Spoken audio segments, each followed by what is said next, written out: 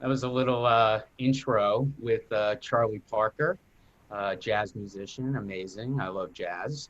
And usually I play an entire song, but we have a very, very, very special culture class today. And in all of the culture classes that I've done in the COVID series, which started March 18th, has has evolved with the narrative and the theme every week, which we know about. But this is number 19. This is the 19th culture class. Now, of course, you all know that I've been doing this, for clients, and I have a premium offering where people come in and they have this every week, and it's mostly of me zeitguiding. But I've been doing this for free and now pay as you can since March 18th.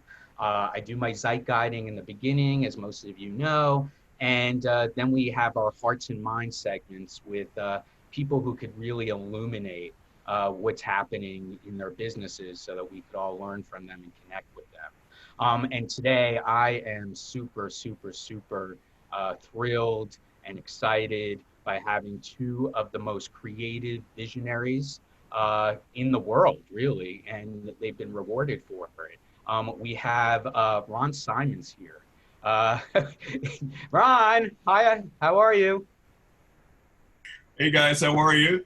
All right, so we're going to learn from you. And Ron, wow, you won more Tonys than any other African American producer, and four Tonys.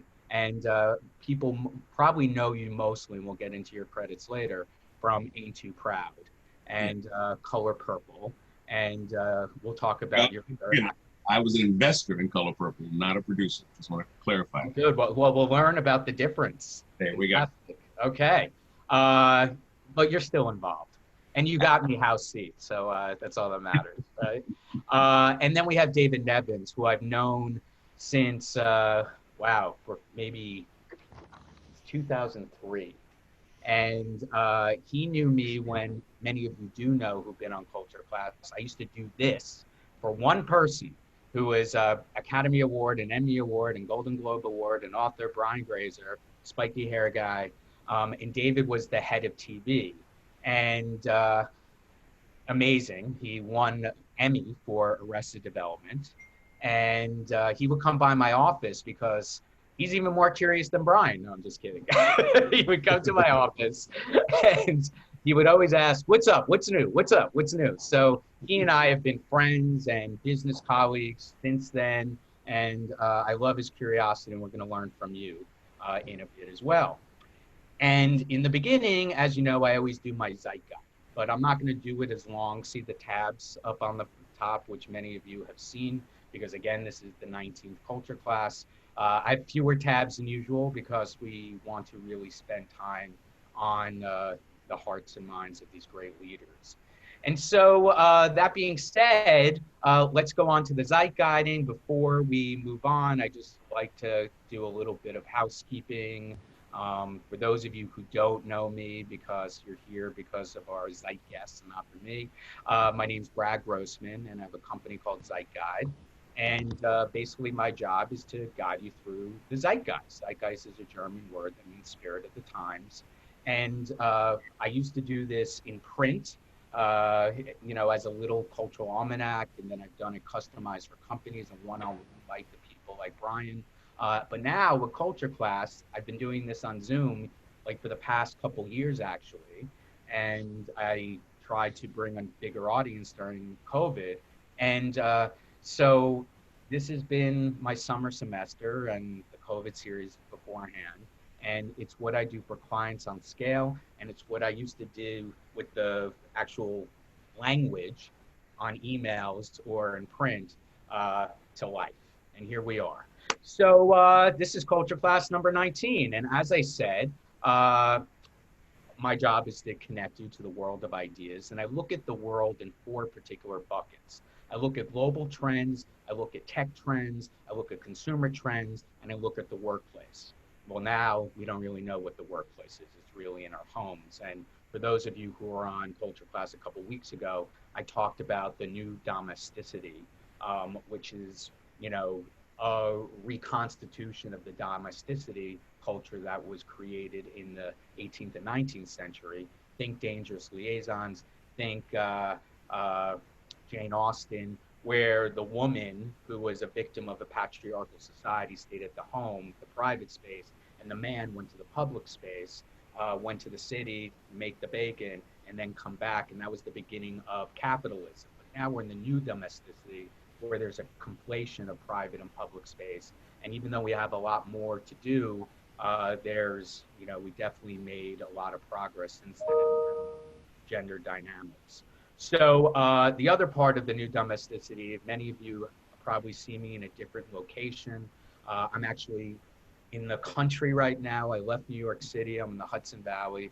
This isn't my place, so and as you know, not my taste. But I'm somebody who's a victim of the new domesticity and grateful that I had the opportunity to be where I am right now to really, try to live in this horrific world that we're experiencing in the best way possible.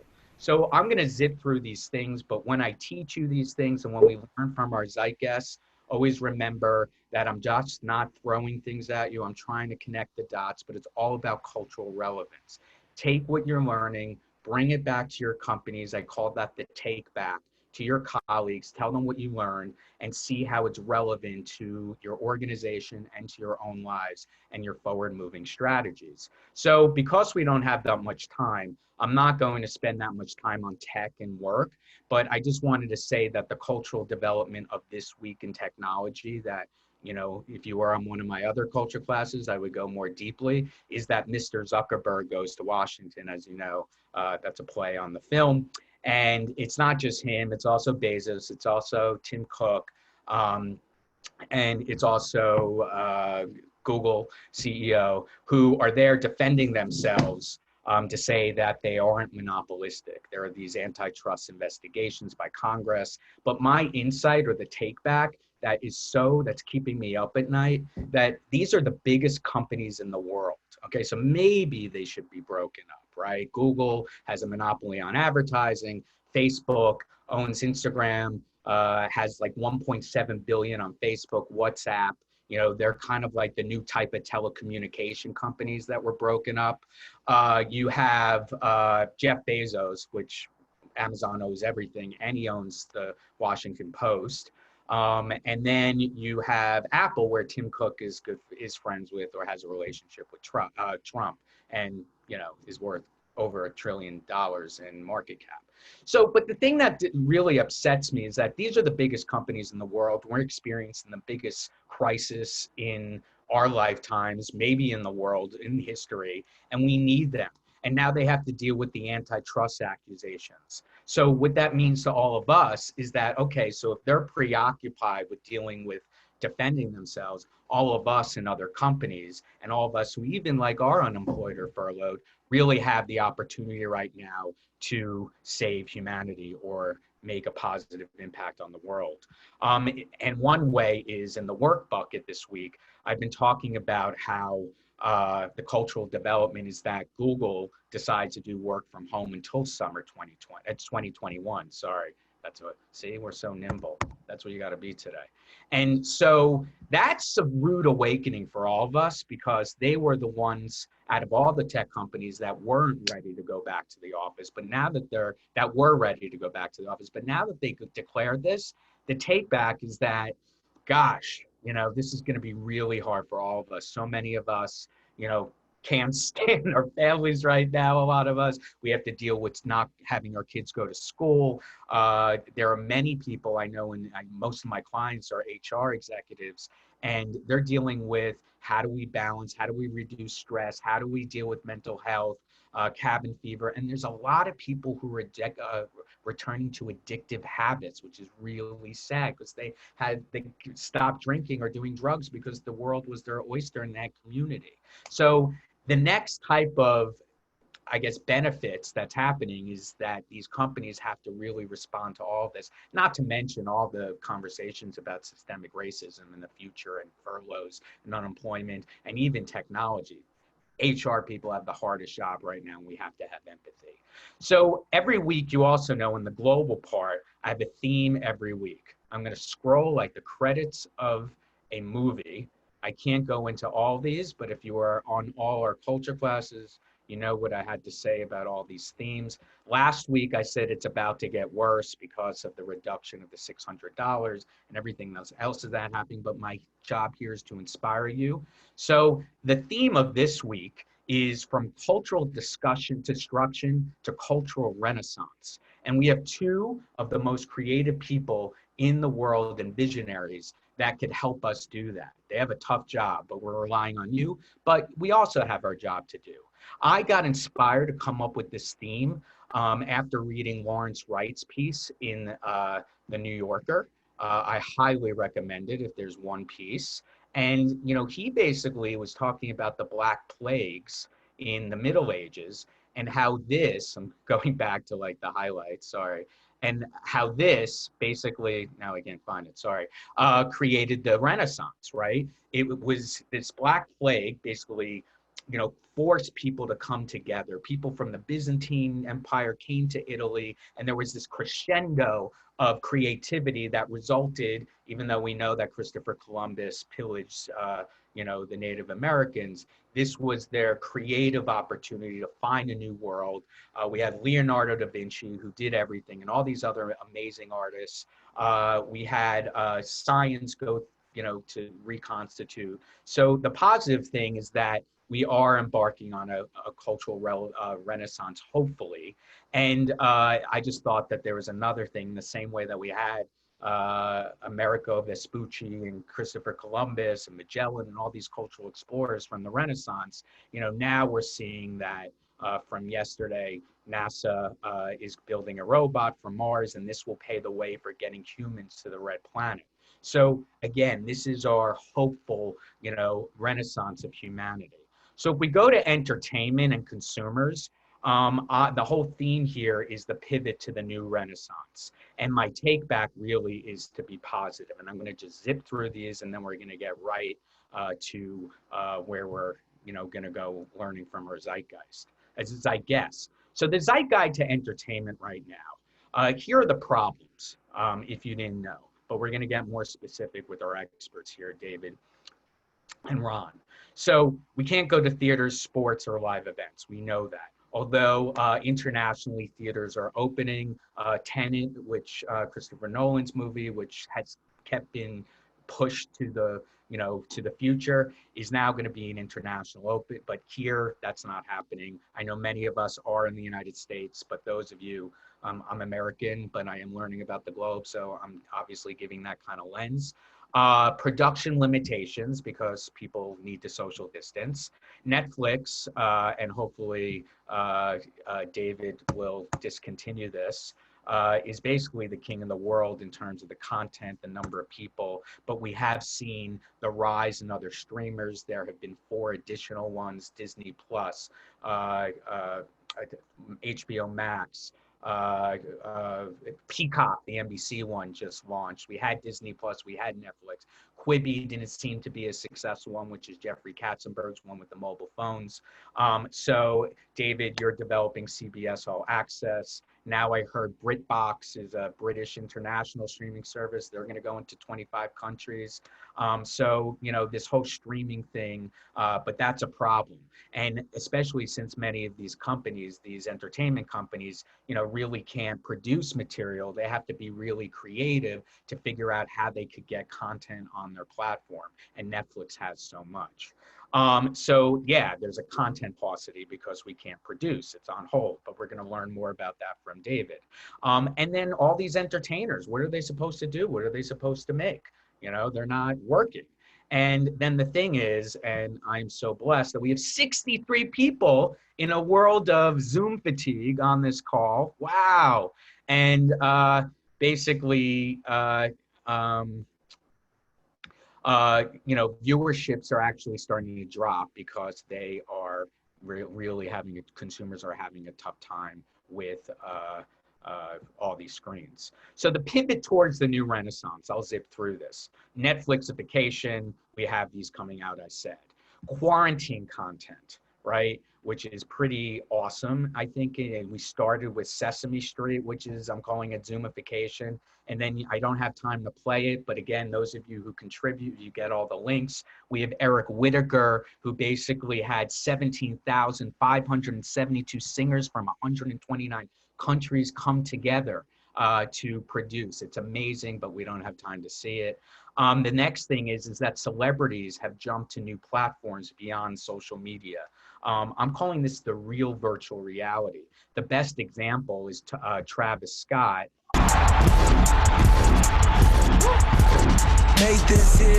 Who performed on Fortnite.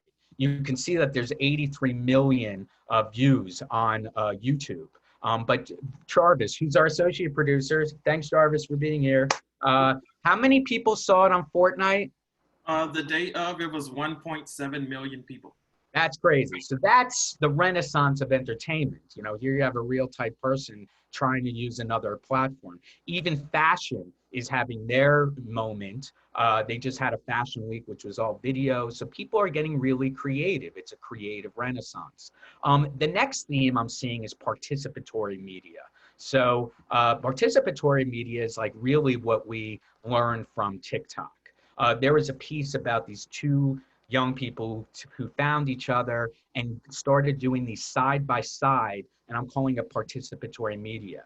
So a great example of that is right here, but it seems like it's not going. So you could just see from the screen that you have these two people side by side. So this new platform is bringing people together. Again, oh, here we go.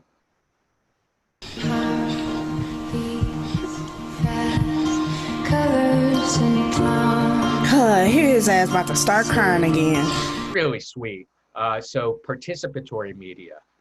Another example is Netflix doing these choose your own adventure things. That's participatory media in my view. Then you have personalized media as a way to make money. If you didn't know, there's this, sports people and entertainers can't make money, so they're going directly to consumers, and they're asking, Caitlyn Jenner for singing Happy Birthday, she gets $2,500. Here is another app called Community, where people could connect directly with consumers through, I got you, Jarvis, can connect directly and instantly with people that they care about the most.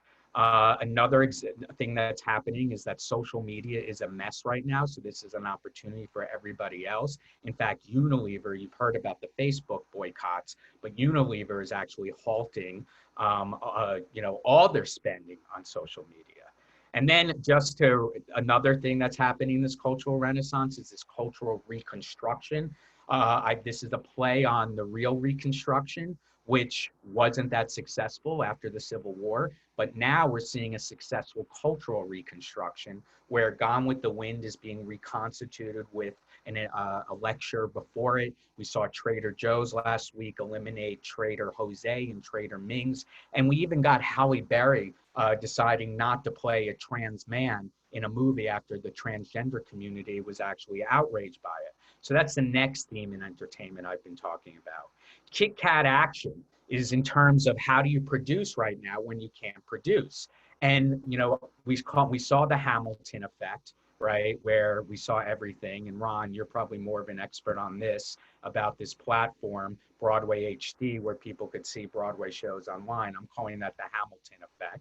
So if you can't produce, just show. CBS was the first brand to do this innovative ad where they sent cameras to people and in these kits to get people to produce on their own and coordinated through Zoom. And then here you have the Arby's CMO who just created a commercial where he was using animation to create, and also past content that they already had to create the ad. So you're seeing this innovation in content. There was a piece in the New York Times about how to shoot a sex scene in a pandemic. There are mannequins, again, animation. They might just show a hand that's being stroked. But again, from David, I want to know how we're going to reconstitute sex scenes. I want you to know that all three of those shows in the headline are Viacom CBS shows. Shows the Damn. range of Bold and the Beautiful, Riverdale, and L Word Generation Q. That's quite a range of output. All right, so I was right. You're the true innovator in the business. So, Yes, there you go. all right. That's with mannequins. That's going on my. That's going to go on my tombstone. Yes. That's awesome. So we covered that. Amazing. And then the last thing I just want to say for the innovations in entertainment is that actors who can't work right now are doing amazing things. Here is a piece about the Natalie Portman and other investors are coming together to bring women's soccer to Los Angeles. And they basically, if you see this highlight, that I'm proud to be part of this wonderful group working to bring a women's professional football club to Los Angeles. So here we are. And we all know from the stories that there hasn't been pay equity, and this organization is going to make sure that that happens. So to just end up with my little zeitguiding is that, I'm saying that we're in the middle of a long second act of a 3-act movie. We had the beginning, which was in March. Holy shit, COVID. Now we're in the second. I thought it was just going to be in the summer, but it seems like it's going to go longer in the fall. And hopefully we'll get a 3rd act, which is the resolution in a movie. Hopefully we won't get a sequel. But right now we're going to embark on the hope and inspiration on embarking on a new renaissance. So that's my Zeitguide of the week. So we're going to have Ron and our television person, David Nevins. But before we do that, we have something special to share with you. Jarvis, I'll stop share.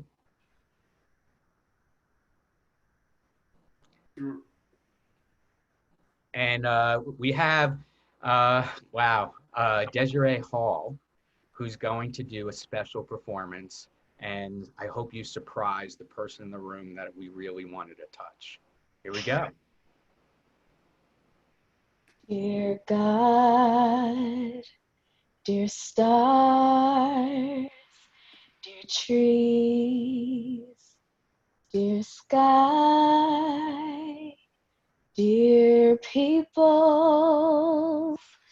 dear everything, dear God.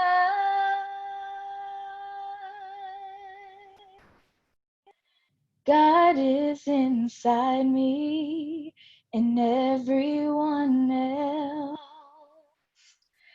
that was or ever will be. I came into this world with God, and when I finally looked inside, I found it just as close as my breath is to me, rising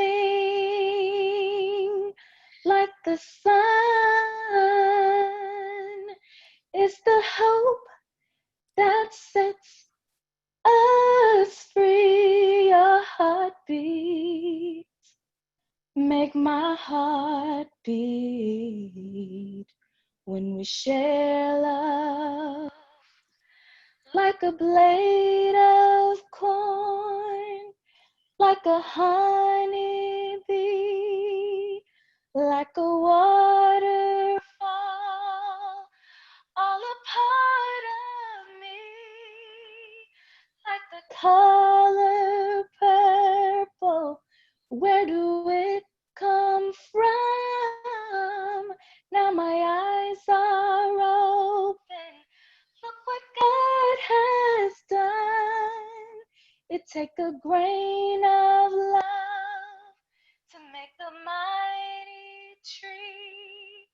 Even the smallest voice can make a harmony, like a drop of water. Keep the river high. There are miracles for you and I, like a blade like a honeybee, like a waterfall, all a part of me, like the color purple. Where do it come from? Now my eyes are open. Look what God has done. I don't think us feel old at all. I think this is the youngest us ever felt. Ah,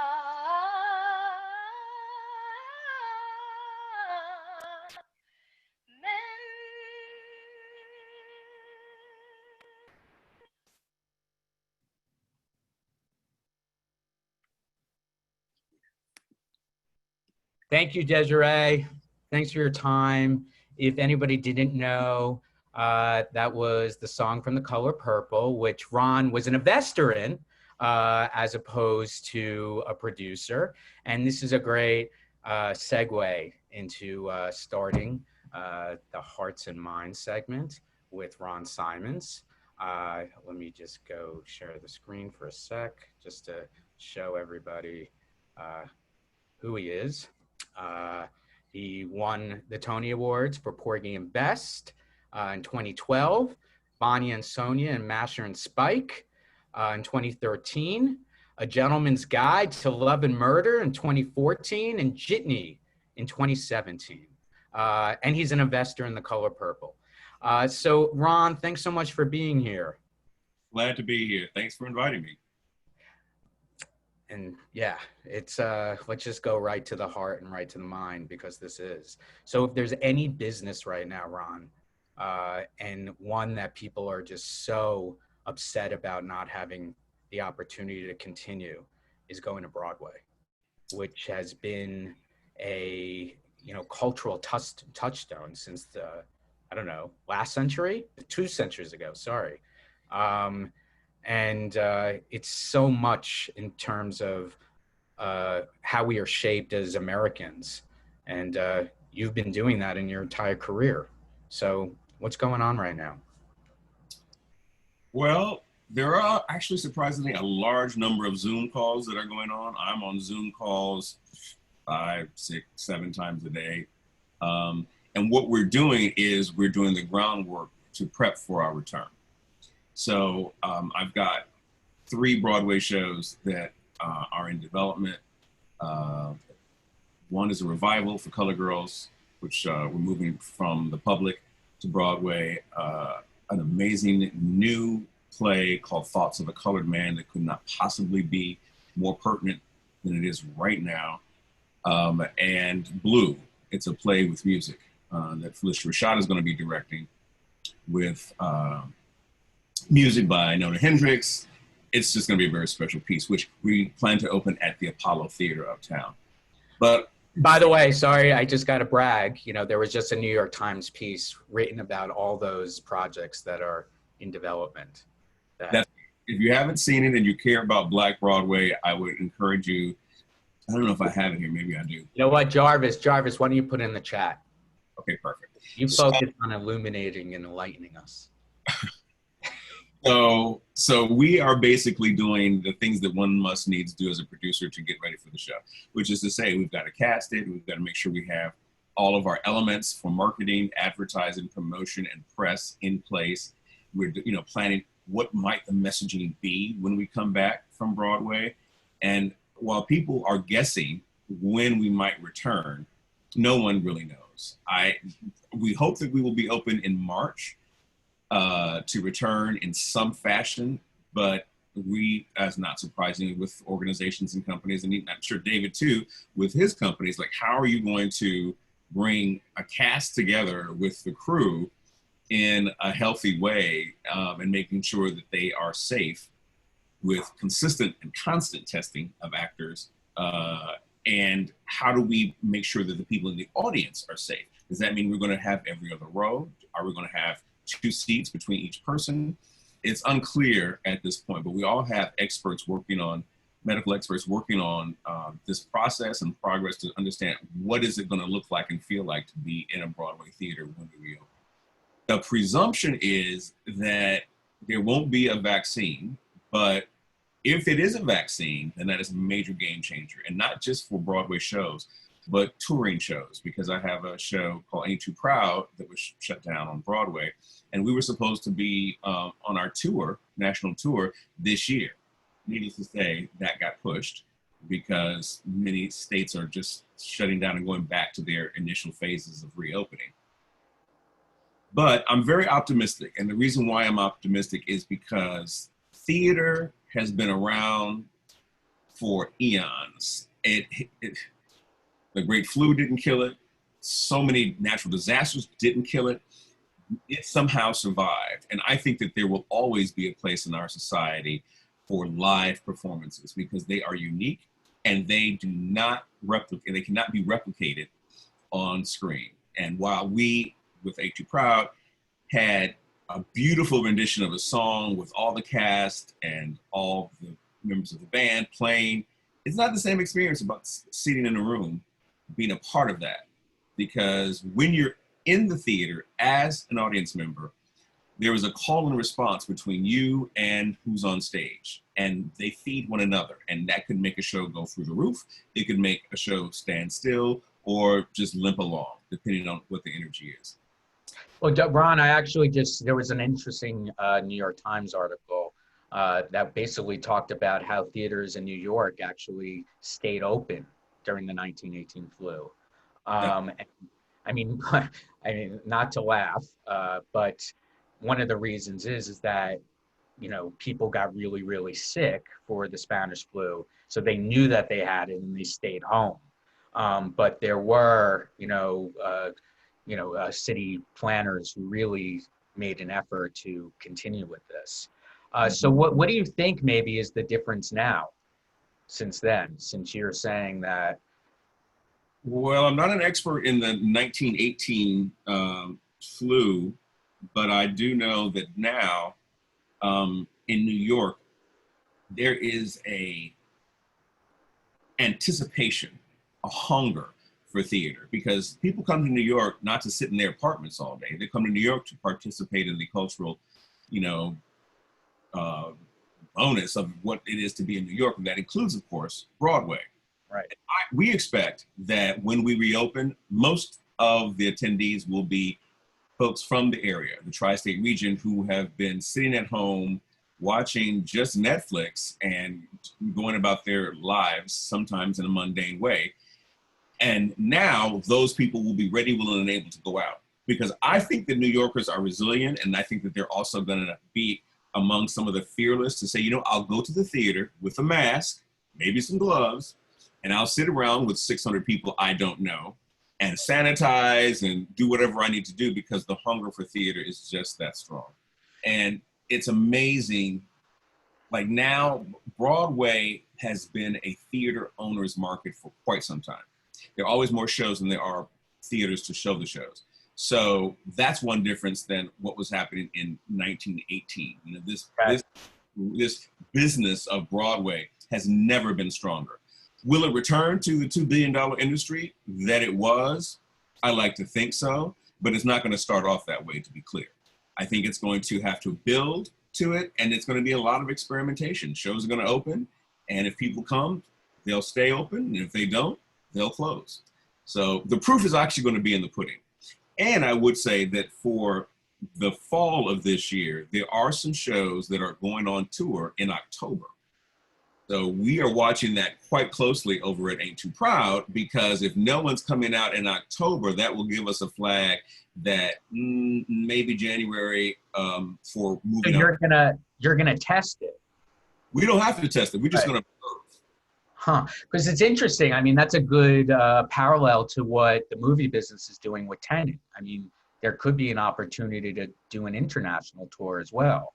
Absolutely. So one of the things that I'm also curious about, because I always like to compare, adjacent industries.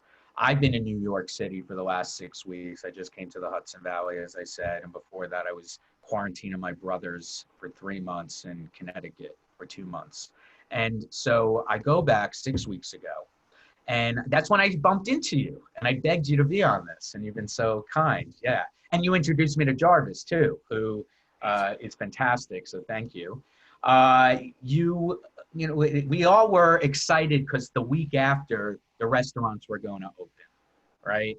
And they're all outside, and it was like the prohibition, or like they were like kind of selling drinks behind a table that was blocking the door. Then they opened, and there was this excitement. And then literally last week, I just saw everybody so drained.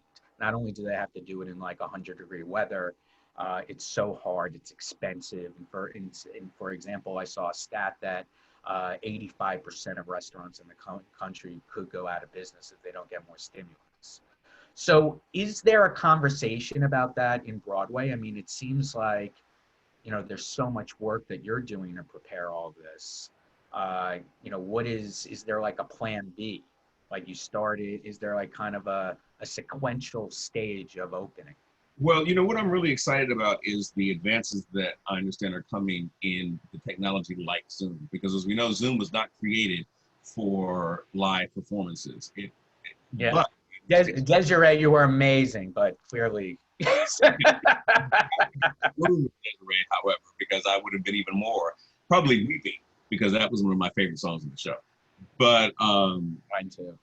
Yeah. So for me, it's going to be challenging, but I'm hoping that we will be able to pivot and provide content, perhaps not live, but on the internet. And it's already happening. I mean, I've had readings of plays, one with Joe Morton cutting up. You know, there are more plays that are being read, some of which are being done for fundraisers for not-for-profits who are in really, really dire straits. I'm really, really worried about regional and local theaters, because their bread and butter, for the most part, were not making millions of dollars anyway. So I'm really concerned about them, and particularly about cultural institutions from and about and for people of color, right? Because let's drill down on that. So, you know, the article that you were in has been talking about Black theater, right? And now there's a reconstitution in the terms of, you know, how we think about providing more of a platform for Black theater now that, you know, Floyd's death happened and Black Lives Matters. There are two other things that I learned from my friends in theaters. Number one, there always has been like, you know, we have one role for the Black woman, right? And this has been something that's been, you know, I mean, all actors are typecasted, but this has also illuminated and put a spotlight on that problem. So what can you say about that? Yeah, I've been in this business now for almost 10 years, and what I'm looking forward to is change in the Broadway community. But when I came in, being ignorant, I had to, you know, pay my dues, because before you can change the system, you have to learn the system. So I spent the last 10 years trying to understand how processes work. And I can't tell you how many times I've been in a room with 35, 40 people, which would include producers and marketing team and the ad team and the press team and the PR team and the social media team. And I'm the only person of color in the room. That's starting to change, because when I came on board, there was a couple who did producers and me, only 2 Black producers on Broadway. And now we're moving to change that. And now we have 6 Black producers on Broadway. And I'm mentoring 5 Black women to be Broadway producers, which would almost double the number once they step up and become producers. So they are working on some of my projects. So they have their own projects as well. But honestly, for me, the big issue is going to be monitoring and keeping people's feet to the fire. In other words, I want to hear a report this year about what diversity looks like in Broadway companies. And then I'd like to hear next year what the diversity is for Broadway companies. Because once this window closes, and I suspect that the anti-racism window is moving, and at some point there's going to be something else that's going to take over the headlines. When that happens, it's very easy to fall back to Who's already done their press releases. They've set up their initiatives. They spoke out about racism. Now it's about policing ourselves to see, are we actually making progress? And mentoring is a huge area that's of concern for me. I want more people who have the ability to intern or to provide mentoring to people of color to do so, because the pipeline is not full. There are not a lot of Black producers who are working their way to the stage on Broadway, and that's got to change. And it's the only way we're going to change is by inviting them in. Yeah, you gotta hire, as Cindy Gallup said on her show, you gotta hire, welcome, and promote Black people. So, Ron, because we don't have time, you were generous to say that you would stay on for Zeitguide culture class after hours. If that's still, could you still do that? I can absolutely do that. Cool. So people hold their questions, but I have one more question for you. I have one more answer before you ask that question. Okay. And that is, I don't know if anyone is, I'm certainly pivoting, right? So while That's the question I was going to ask. Are you more creative right now? Of course, I'm writing a one-man show that I'm going to be delivering on, because I'm an actor as well. You know, on the internet, I'm developing projects like a movie that I'm writing, which of course will be probably still read on the internet. And I've even gone into the health business. Like, I've become a distributor for Shackley products. So if you need supplements and you need really, really good skincare products, I'm going to put something in the chat so you can come out and do it. So instead of buying on CBS, why don't you buy from a Black producer who is making things neat? Help a brother out. Yeah, all right. Ron Simons. All right, well, we're going to stay on afterwards. And people... Yeah. Last thing, I just have to say, the reason why I love David, though David has never met me, is because I am a Trekkie from the olden days. And he brought Picard to CBS All Access. It made my entire season. So thank you, David. You're very welcome. That's good to hear. All right. Well, this is a great intro. I like an old school fan who embraces the new version. So God bless you. I'm there. So David, tell us about, you have a long, exciting, successful career. You started as a network executive. You went to Imagine to be a TV producer, and now you're back in the network business. You're the CEO and chairman. You have a lot of titles. CEO and chairman of Showtime, which you completely reconstituted in a very successful way and interesting, and like you have Billions and what's the one with the terrorism and the schizophrenia? Homeland's amazing. And now that Viacom and CBS merged, right? You are now the chief creative officer of CBS. So what's going on? I mean, without, I understand everybody has confidentiality, but what's going on? No, look, not only in the business, but also in the company. Well, it's a big, I have a complicated job. I actually have two jobs. Yeah. So Showtime is... Just like Ron. Right. I have two jobs. I'm a Broadway producer, and I also have my own supplement line. I'm going head to head with Ron. I have Showtime over here where I sort of have in the CEO, I have full business control. And then on the CBS side, I also help program the network, help program the originals on All Access, so everyone knows. You put on your list as one of the others. All Access will in the very near future will be rebranding itself, and it's going to become sort of a super service for CBS and Nickelodeon and Comedy Central and MTV. It'll continue to be the home of Trek, but it's going to become, I think, a much bigger service with a lot more content. Also, you mentioned women's soccer. All Access is actually the home of women's soccer. So the NWSL is on All Access. UEFA is on All Access. It'll have NFL games. So there's going to be a lot of pieces to it. So I have a lot of different jobs, and I also kind of help coordinate all the content across the country. We have a sort of, as CBS and Viacom have come together, Viacom is fundamentally made up of all the Viacom cable channels and those brands of MTV, Nickelodeon, VH1, Pop. It's Paramount Pictures, and now you bring CBS and Showtime and Simon and Schuster into it. That essentially constitutes the media conglomerate that is Viacom CBS. So part of my job is making sure there's coordination between all these different content factories. And that's going really well. I think we're now 6 months into this new merged company, a little more than 6 months, maybe closer to 9. And it's really starting to operate well. What a time to. Yeah, it's been wild and fascinating. And so one of the things that you were talking about, which I think, I can talk about the whole thing, but it's too big and complicated a company. Let's talk about Viacom, CBS, and streaming as you talk about the Netflixification of the world. We'll change that.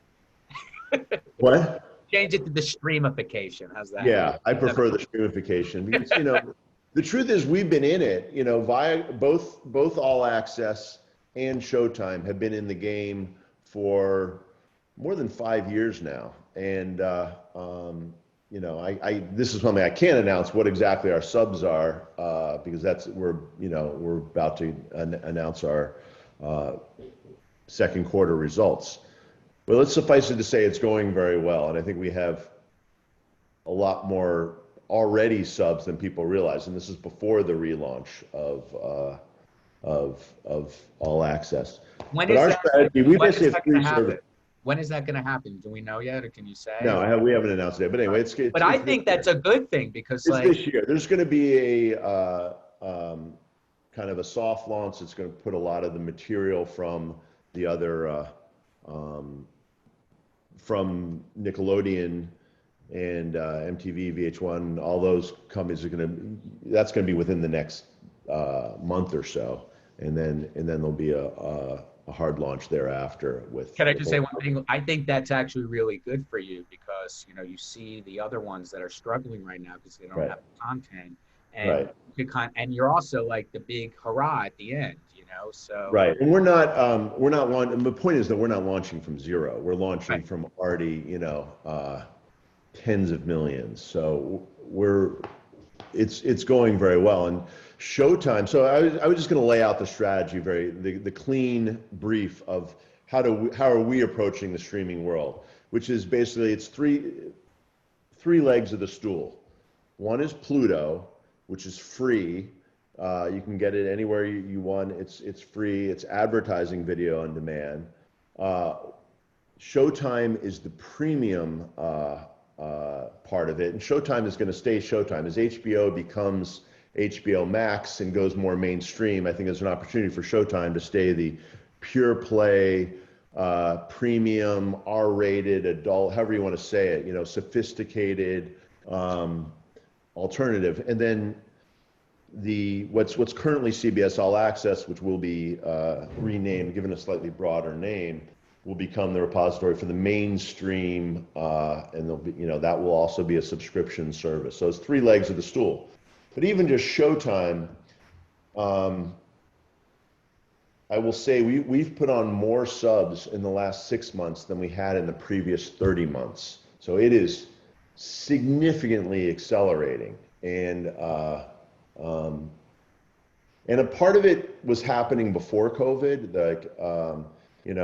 starting December, we really finally got the content flywheel happening. And, generally on Showtime on a weekly basis, you would see, 2 shows, and, it's Homeland and Ray Donovan are on at the same time. It's kind of 2 shows, but finally by the end of the year last year, we had 3 major shows. It was Shameless, Ray Donovan, The L Word, the new version of The L Word, and in addition to all the movies and smaller series and nonfiction and the circus and all that stuff. So it all started working together, and it's very related. Amount of content, drives usage, usage drives longer lifetime value. So that already started to accelerate November, December of last year.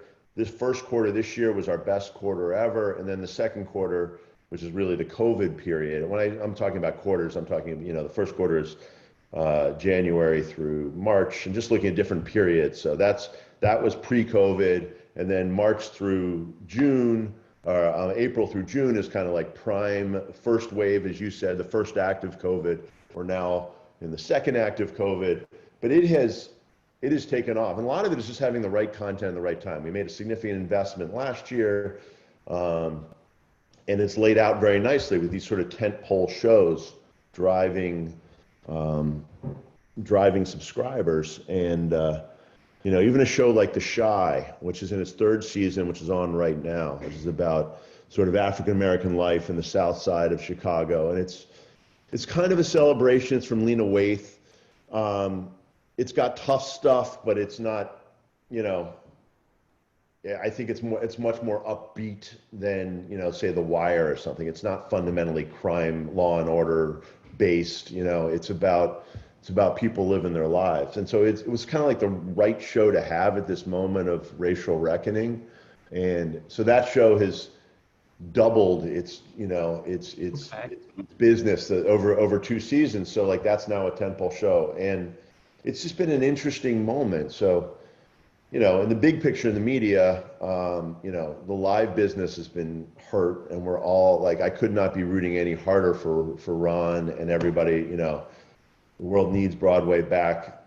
I have no fear of the long-term repercussions. That the hunger is there, the demand is not going to go away, but it sucks for people in the theater, and that's producers and actors and technicians and everybody. It sucks for people in the theater, and the same story in the theater is happening.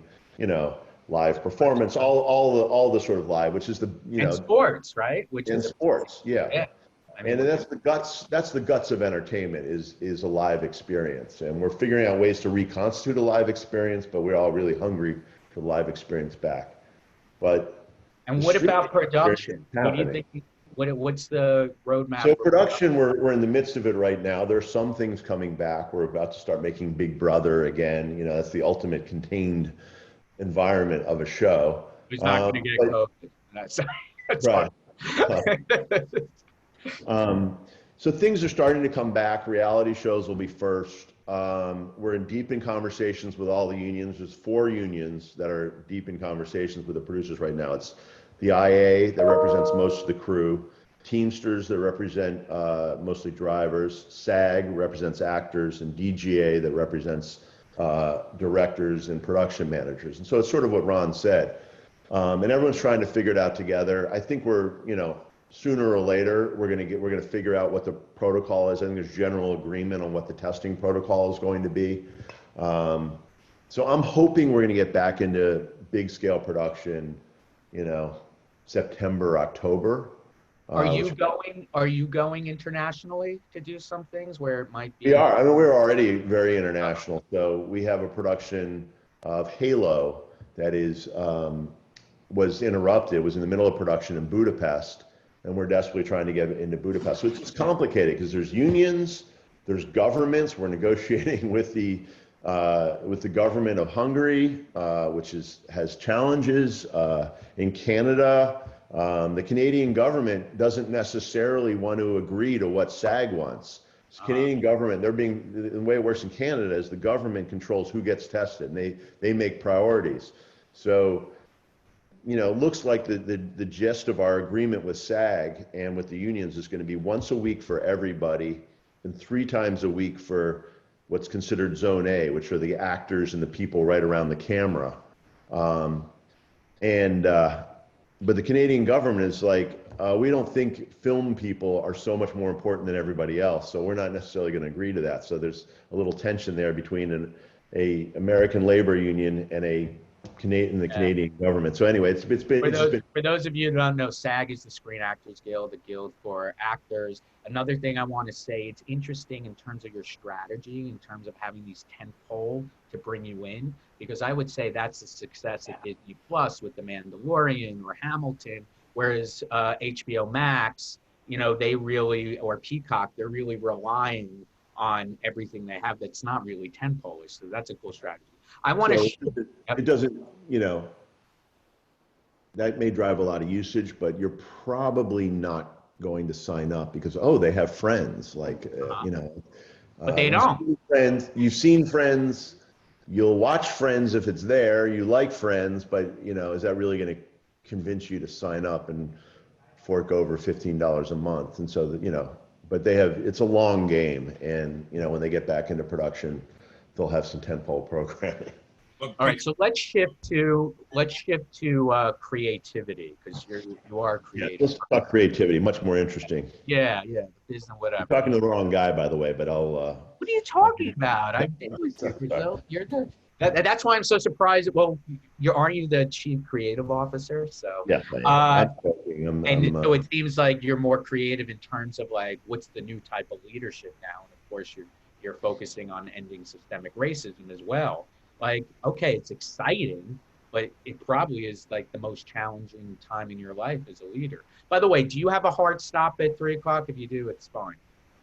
No, I can go another 15, 20 minutes. Zeitguide culture class after hours. I love it. Okay. I want to get going. You can ask questions for me and Ron together. I think we're going to be more interesting. Okay, well, that's good. I do have a question for you and Ron.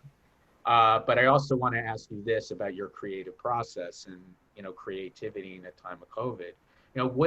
We showed the mannequin and the, like, how are we going to see sex scenes? I don't even know how to date, let alone. People are figuring out how to date, Brad, and you're going to figure out how to date. I mean, there's nothing like a little hardship to change your processes. So maybe your dating processes could use a little change. That wouldn't be the best, so the good thing. So I love that Lawrence Wright article about the Black Plague, because I do think I know for a fact that good stuff is going to come out of this. And, I hope for Ron's sake that there's great playwrights writing right now, and there's going to be interesting shit happening, and it's going to make, our creative cultural lives more interesting hereafter. So I don't know at all exactly how it's going to work yet, but I like to say about my job is I'm not an athlete, but I'm an athletic supporter. So and same thing, I think, my value add to the system, and probably like Ron, although he seems like he works on both sides, both as a producer and as a writer and actor, but is to get the best out of people and push people to do their best work. And that's a leader today. But also, you saw my slide on the workplace now. I mean, there are a lot of, sure, there's furloughs and layoffs at your company, and the mood isn't really so high right now on all these different levels. They have to figure out how to send their kids back to school or not to school. So what do you do as a leader to inspire today? Well, there's an excess of communication in a good way. I feel more in touch with what's happening because of Zoom is a very way for efficient communication with people. So that's helpful. I think try to be honest about what's happening. There's been, wave after wave of, tough stuff. The political situation in the country is tough, and then there is tough. There's, the economy isn't great. There's a reason why George Floyd hit with a ton of bricks, heavier than a lot of other cop killings that came before it, because of where we're sitting right now and how we're talking to each other. So you just, But it's also, I keep saying that by being direct, let's not dance around. I'm going to shift to you and Ron, but I keep saying my whole theme is that COVID has been a magnifier of all the shit that shaped our world before, and now an accelerator to the change. It's an accelerant. It's been Yeah. an absolute accelerant for a lot of trends that are already happening, and I think it'll be an accelerant for change. For good. All right, Ron, you wanted to ask David a question. Yeah, David. Oh, hold on, Mike. Because you have to leave in a bit, right? I have to leave shortly. I don't have to be on the next Zoom at 3, but some. Yeah, David, I can't believe you like Zoom. It's like exhausting, but it's good today. I mean, I don't love it. I'm dying. I'm one of the people. I'm one of the 30% that's dying to get back in the office. We've done studies, and it looks like 20 to 30% want to go home, go back, and 70% are like, oh, I'm not ready. I am in the 20 to 30% that is like dying to do it. And you do it even with the safety precautions and all that, like, or the yeah. But my company's not allowing it. It's not a choice right now. I think wisely, because they shouldn't listen to me about everything. So you're the creative officer. You're not the COO. I'm not the safety officer. But I listen to the safety officers. Sorry, Ron, go ahead. Yeah, I just wanted to say, Dave, because especially in this anti-racism culture that we're in now, and the number of folks who are now woke, there in the article you'll see, if you haven't seen it, that there are a number of Black content that's being created and has already been created. And I think we should see if we can collaborate to cross-pollinate between the good work that we're doing here on Broadway and the good work you're doing on television. Because I'm working with someone who is from Hollywood, and we're going to turn that property into a musical. I would love to be able to see, are there properties that we can also bring to Hollywood that would make good content for your viewers? Yeah, I mean, without a doubt. Yeah, first of all, I'd love to. Love to do it specifically with you. But second of all, do I get a cut? There's so much going on that every day. I mean, literally the meeting I was on beforehand, which was a rare actual creative meeting for me, where we're working on an adaptation of the great Swedish movie Let the Right One In, and by the way, the writer who I was working with is actually is a playwright, comes out of Broadway, Andrew Hinderecker, and just so, yeah, of course. I mean, you have incredible access to writing talent, and also lots of incredible properties that I think would work great on television. So I already looked at it as Broadway is a huge source. I completely agree. And it's already started cross-pollinating in that a number of the playwrights that I know, like Dominique Rousseau, who wrote Proud, she wrote for Shameless, and she's now working on other shows. So the writing, there's a connectivity. But I think in terms of productions, there's a real rich, fertile ground that we can leverage and take advantage of. Yeah. Well, I have a question. Are you thinking of doing it like, I called it the Hamiltonian effect? Is it going to be like that? Or are you thinking of doing it more in terms of like what they did with Les Miserables at some point? Like, how are you thinking about it, about translating Broadway? Ask me or Ron? You, actually, the buyer. Well, Wait, like what you're interested in. There are the rare ones that are a one-off like event, like Hamilton. But in general, I don't think that's. I mean, there's going to be some of that, and especially in the confined environment that we are now. Broadway is a good sort of confined process, so I think you can do it. But in general, I think you got to create. You got to tell the story, but for the medium, and I don't think theater is necessarily the best medium for television, but yes, it can be, but I don't know. I'm in the long run, I think it's going to be about taking great theater, great stories, great concepts, and then adapting them for television. Gotcha. Both of you, if we're going to be spending more money, like you were saying with the guild, that might require more money for safety, right? And Ron, you were telling me about cleaning the theaters and having thermometers before. Are prices going to go up for everybody in terms of that? What does that mean? Well, I know. we're between a rock and a hard place there, right? Because so many people have had such a major reduction in, their income that they don't have the same disposable income. Now, there may be some part of the strata that is not as price sensitive than others, but we're hoping that we will be able to work with the unions, as that are mentioned by David, that overlap to a degree, and making sure that we deliver a product lean with as little overhead so that we can have a lower weekly nut. Because we don't know that if people are going to still want to pay, $250 or $175 to see I this. paid $500 for Ain't Too Proud. Hit now. Come on now, Brad. I can't help you there. When you got a big hit, you got a big hit. But but I'm hoping that we will be able to find a nice medium, right? Where we can still attract the people who we want to attract, who are loyal fans, and also attract the people who have been sitting in their homes, who may not always go to Broadway theaters to see a show.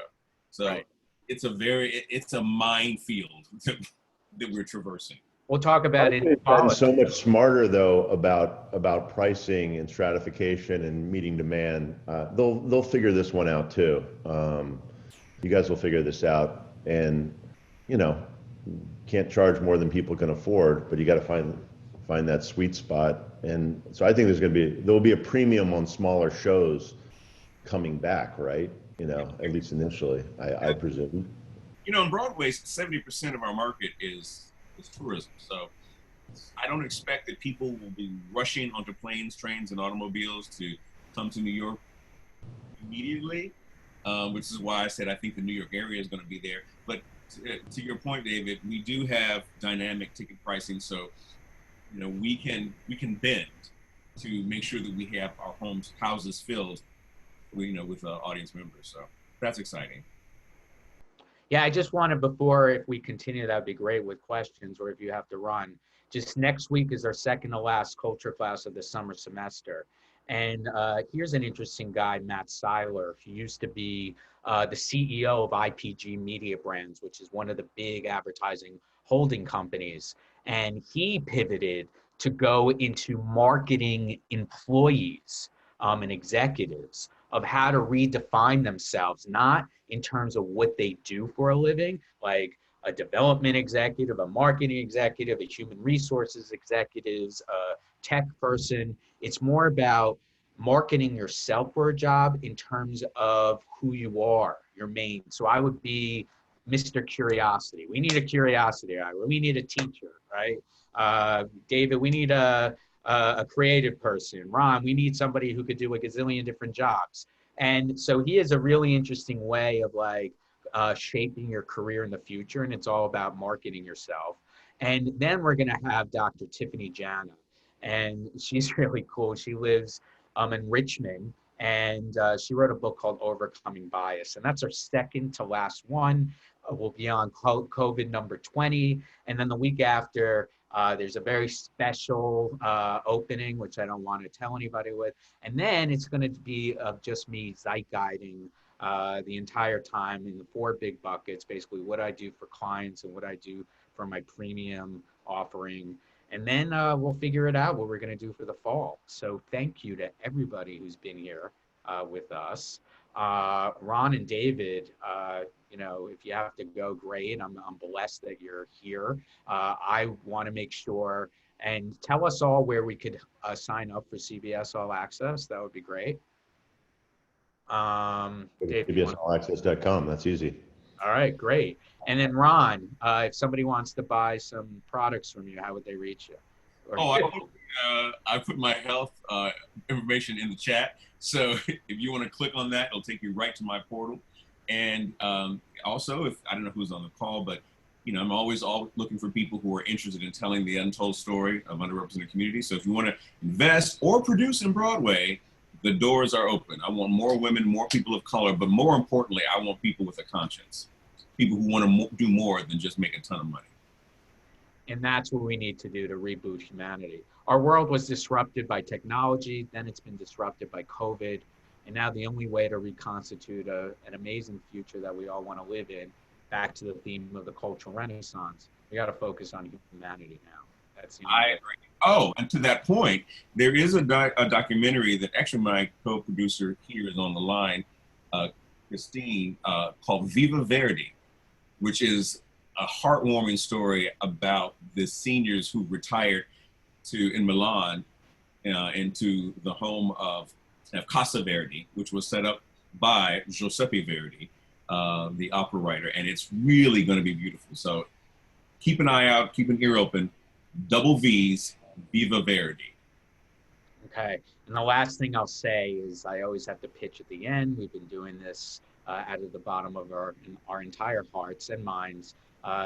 You know, if you can make a contribution for all the people who help us here at zeitguide.com, thank you. You'll see all the people who were here for the summer semester.